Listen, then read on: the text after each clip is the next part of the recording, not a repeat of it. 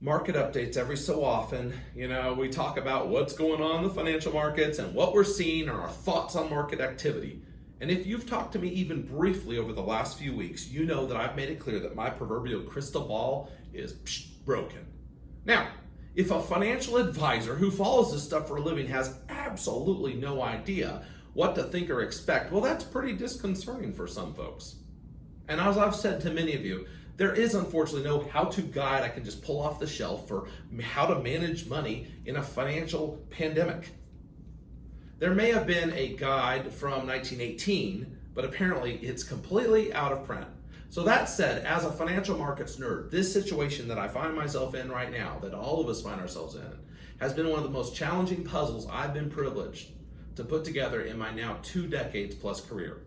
And over the last couple of weeks, the top 3 concerns that I've heard from folks, from you, are what about the outcome of the election and what will that do to the financial markets? What about the outcome of the CARES 2 Act? And what, if anything, the House and Senate agree on? And third, what if whatever they do isn't enough and everyone loses their houses, their jobs, unemployment stays high, and the entire economy shuts down again? Or worse, what if everyone follows Susie Orman's advice to hoard cash, run up credit cards, and pay only the minimum due? Serious? Let's walk through these one by one. First, for you, Miss Orman, anytime someone leads with, "This is worse than 2008, that's fear-mongering at its absolute pinnacle. And despite any good intention she may have about encouraging people to start and build an emergency fund, great idea, I am appalled that anyone would use fear-mongering to teach a very basic financial principle to the general public. Shame on you, Susie Orman." Somebody passed that on to her. Glad to talk to you about it. Our country, you see, is stronger than it was in 2008, and our banks are operating under the requirements passed after that crisis to ensure that this does not ever happen again. You see, changes were made in mortgage underwriting. So if you see someone making less than 30 grand and buying a $1 million mortgage, $1 million home, let me know. It just doesn't happen anymore. In addition, at the start of the pandemic, many banks actually raised their mortgage requirements this year, making it harder, not easier, to buy a house. Now, when it comes to home ownership, there could be a bubble out there if unemployment does stay high and jobs don't return across the whole country. There could be a correction in property prices if this carries on for years instead of the months that we've been living through. However, in national real estate numbers, the whole country is still a seller's market, and buyers are facing stiff competition, especially with entry and mid-level homes. And here in our own Lexington, Kentucky, if no new houses were built, we'd be out of inventory in 4 months, according to the local Realtors Association, and based on current demand. You see, this is the 2020 economy, folks. This isn't 2008. This started with a health crisis, not a financial crisis, not a mortgage crisis. Are there financial issues resulting from the pandemic? Definitely. We all know someone who's been affected, and it's absolutely awful.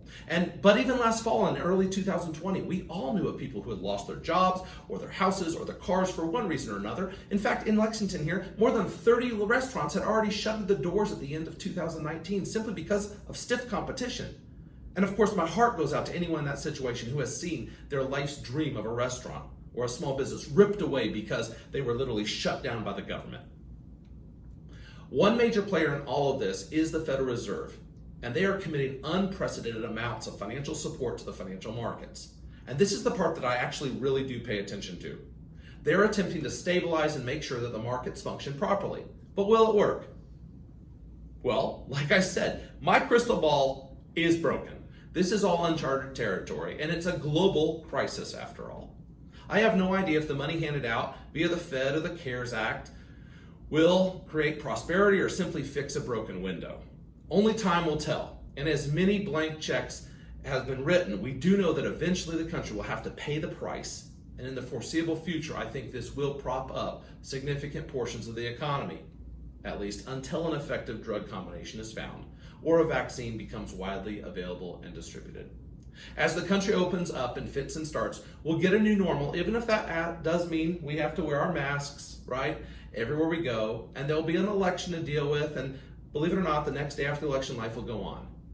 So if you know me, you know I read the Herald Leader in print. I'm a dying breed every day for 2 reasons. 1, the sports section, and 2, my daily horoscope.